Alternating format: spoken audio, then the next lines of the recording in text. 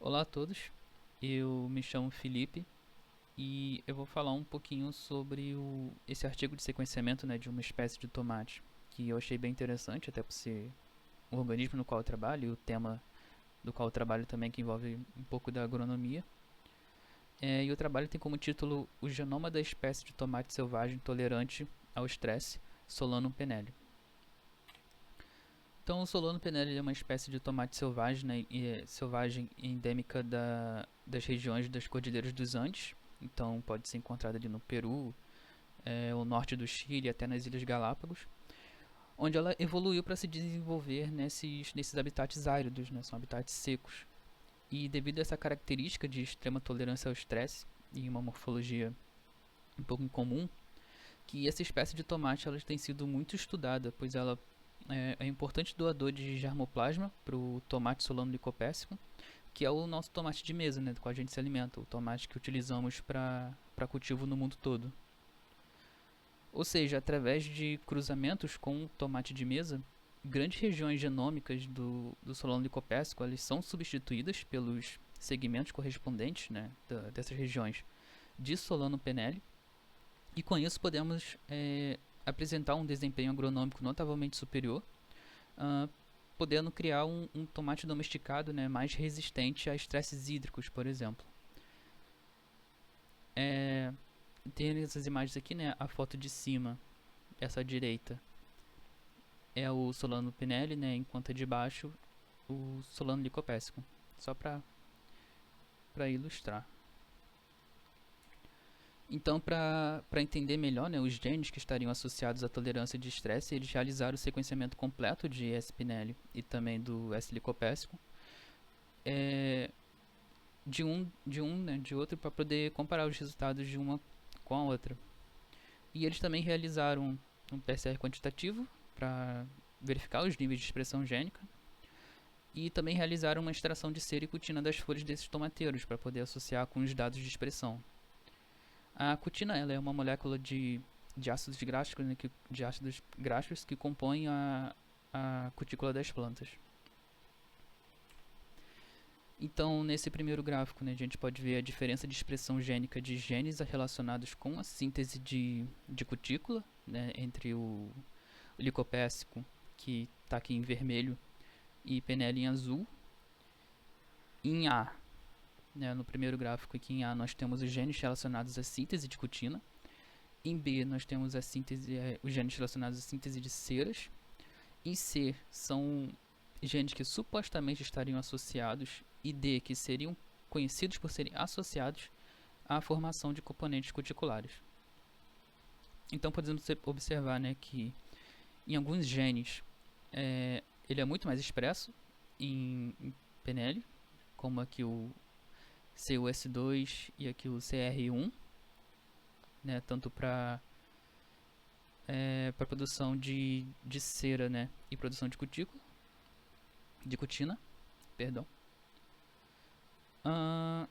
Apesar disso, né, no texto é comentado que o gene mais abundante é encontrado em Pinelli, como eu comentei, é o principal responsável por dar a característica hidrofóbica da cutina, né, e com isso conseguir evitar a perda de água em ambientes muito secos. Enquanto onde o licopéssico teve maior expressão são os genes que supostamente estariam associados à produção de cutina, então não seriam os genes principais, seriam apenas genes supostamente associados, né, que seria aqui no caso do C e o D, onde tem uma expressão muito maior no tomateiro licopéssico. Nessa outra figura já é representado o mapeamento cromossômico de genes candidatos, né, relacionados ao estresse salino e à seca.